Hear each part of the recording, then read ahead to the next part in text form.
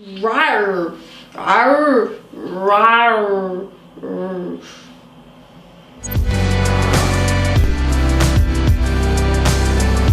Crazy, sexy confidence isn't bravado or swagger. It's not the loudest person in the room, the first person to speak at a meeting. It's not the best dressed or the prettiest, and it's not the person who earns the most. Crazy, sexy confidence is quiet. Crazy, sexy confidence is a natural expression of your expertise, of your ability, and of your self-worth. Now, you can spot a crazy, sexy person a mile away.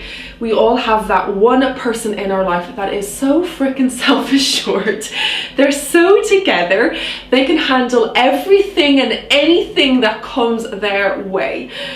They'll never dwell on negative situations. The glass is always half full. They handle every situation with optimism. They know their worth, and they rarely, if at all, compare themselves to others. They take more risks, they don't question themselves, and they believe that they can do anything and handle any problem. Who wants some of that? Crazy, sexy, confident people look different, because having crazy, sexy confidence is not about how you look. It's not about what you wear. Crazy, sexy confidence is about how you feel about yourself and how you treat others. Here are 4 ways that you can have crazy, sexy confidence right now, today. Rawr!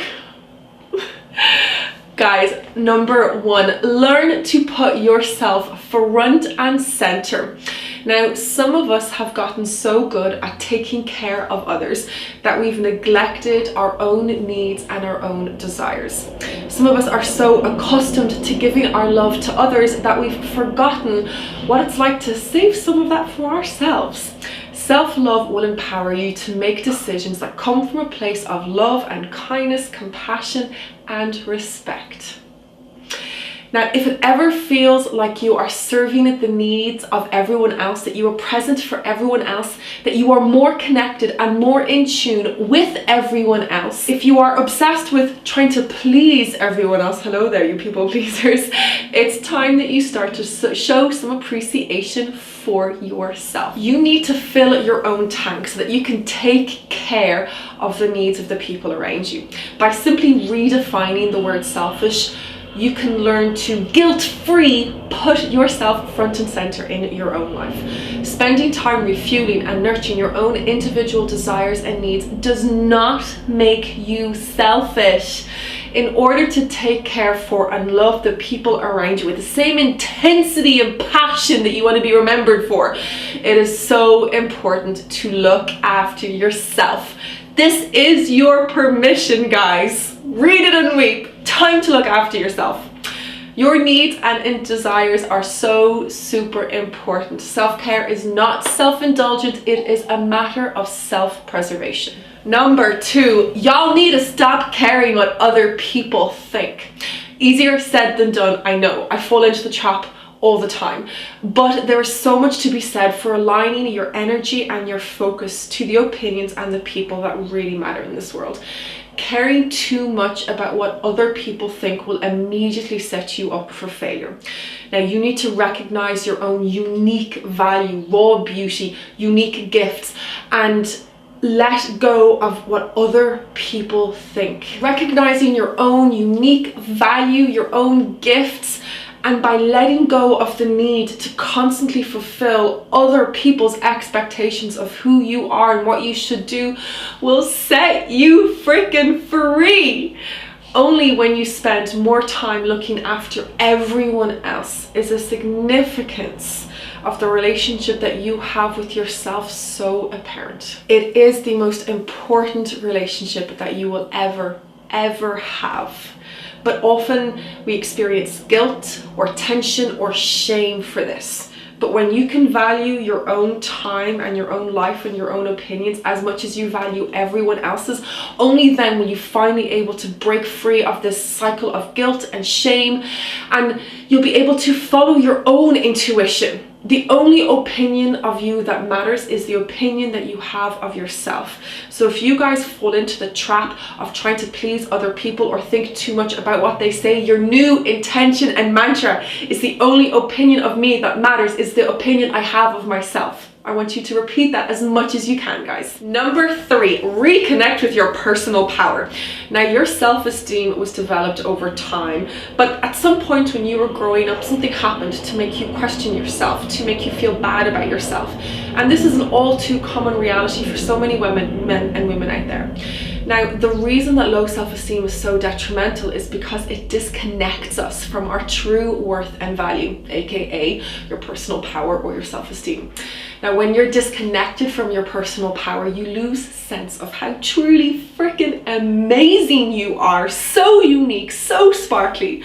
Now, your unique talents and strengths, all of those amazing things that you can do at times become clouded by fear and doubt and insecurity. And a lack of understanding around your worth or value will cause you to be even more confused, to feel more confused. Now, not only do people in today's day and age not understand what their power is or how to live in it, but they constantly stand in their own way of understanding what it is and taking the first steps towards it. We live in disempowered states, serving the needs of everyone else, apologizing for things unnecessarily, asking for permission when we don't need to. Does it ever feel like you are more present for other people than you are for yourself? During times when you're feeling stressed, when you are tense and anxious and feeling vulnerable or a little bit afraid, does it ever feel like your inner mean girl voice starts to prey on those insecurities? And before you know it, you've started to focus on all of those negative aspects of your life. One thing goes wrong and all of a sudden you question everything, because I know how that feels. You might adopt an all or nothing attitude. You might start to disqualify all of the positive things that have happened in your life, and you may even start to engage in a little bit of fortune telling where you predict the future, where you start to assume and you obsess over all of the things that you should do, all the ways that you should look. You should all over your life, and when you do this, you are giving away all of your power and you lose the ability to take action. Now, what does your personal power even mean, I hear you say? Personal power is an awareness of yourself that will empower you to take action and honor your life's vision. Your personal power is what will guide you to create a life and a career and relationships that you love. It's understanding what you want and knowing how it is that you're going to get there. Number 4, stop making comparisons. For me, wearing heels or leopard print will instantly, and I mean instantly, boost my confidence. I imagine I must feel like what Beyonce did at Glastonbury. I use affirmations when I'm not feeling so great, when I feel like I've fallen into that comparison trap, or when my inner mean girl voice gets very loud. Now, these things are great and they're so awesome, but I promise you there is going to come a time where you will need to shift that focus inward. Too many women and men feel that the only way to strengthen their confidence and self-esteem is to focus and build from the outside. So turning to makeup or hair gel or fancy clothes, material belongings in some way. Now, this will only get you so far. Your inner worth and value is not designed or intended to only be understood by embracing and accepting our beauty on the outside or our material possessions. To understand your true worth and value, you must be able to recall your strengths, your accomplishments, and your successes quicker than you can reapply that concealer or hair gel. You must be able to build a success bank and lodge into that success bank and recall from that success bank. Whenever you have started to become sucked into that negative cycle of comparison, I feel shit, I need to change. Comparison, I feel like crap, I need to change. It's a negative cycle that won't get you anywhere fast in life. So compile a list of your strengths, compile a list of your accomplishments and all the things that you've ever done in your life to make you proud. Put this on your phone or write it in your journal of awesomeness, whatever it is that you guys will be able to access easily. And anytime you find yourself comparing yourself to someone else, I need you to recall that list, because that's what crazy, sexy confidence is. It's feeling self-assured and together. Yes, of course, you are 100% allowed moments where you feel vulnerable and you feel weak, because those moments are beautiful and wonderful, and that's what self-acceptance and self-love is.